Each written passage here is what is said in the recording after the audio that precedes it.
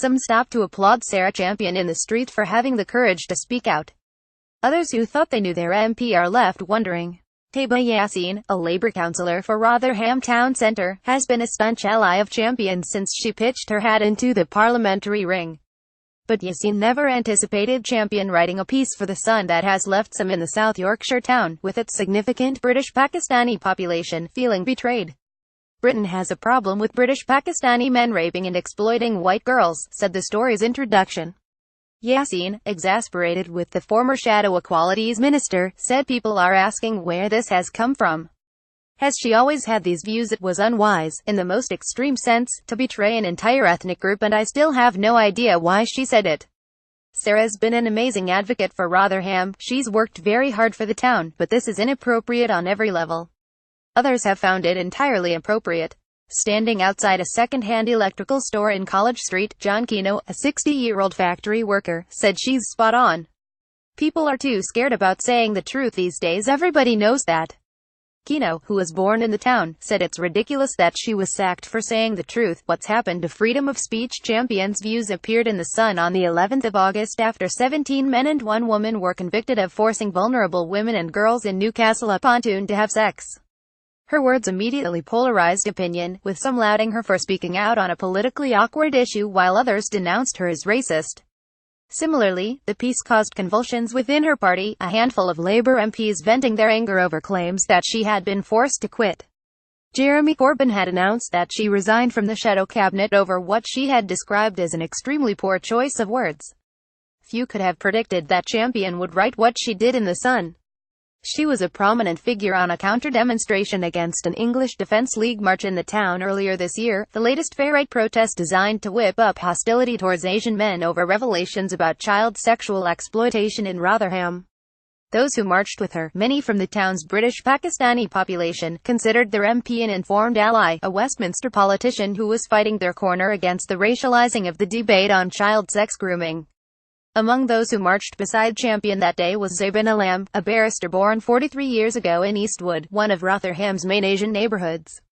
Alam believes that Champion has a keen grasp of the debate's nuances, making the MP's intervention all the more unfathomable. Sarah knows the issue and she knows the dangers of racializing the issue. Such comments are astonishingly unhelpful, said Alam. Rotherham has been a repeat target of the far right after a 2014 report by Professor Alexis J., chair of the Independent Inquiry into Child Sexual Abuse, concluded that failures of political and policy leadership had contributed to the sexual exploitation of 1,400 children by Asian men in the town. Sarah Champion admitted using a poor choice of words in The Sun. Photograph Richard Sunday's son Alam, who represented a group of Asian men cleared of violent disorder after attending an anti-racism protest in Rotherham, said we ought to expect our politicians to be held up to higher standards in the way they convey things. We'd also like our MPs not to convey things that aren't right. Many in the town point out that Champion's statements are contradicted by official reports into child exploitation, further undermining her credibility among some constituents. Others claim that such comments from the Labour MP, who resigned from the shadow cabinet last week, amounted to further evidence that Islamophobia was becoming respectable. Standing outside the town's game store, a British Pakistani student, Taib Sadiq, 20, said it's an absurd comment to make. She's basically calling me a rapist, that I was born a rapist. I could get beaten up over this, or bullied. Alam also points out that Champion knows well the ramifications of racism and was MP of the town when 81-year-old Mushin Ahmed was murdered in a racist attack in August 2015.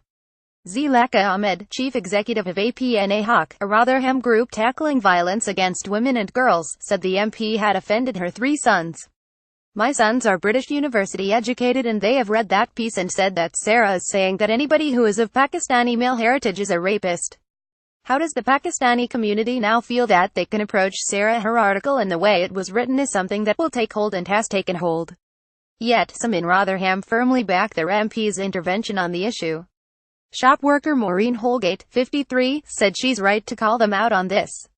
If I see her, I'll stop her and give her a round of applause. The only way you're going to stop them is outing them. Nearby, in Church Street, call centre worker Chris Holden, 27, said that Champion should have stayed in the shadow cabinet. She could have worded the piece better, but I don't think she should have been sacked.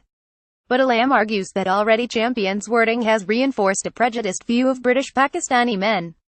How on earth are we going to expect impartial juries here? We are in a situation now where there is a complete abrogation from the executive, the legislative, in relation to the issue of Islamophobia, and we need a strategic response from government.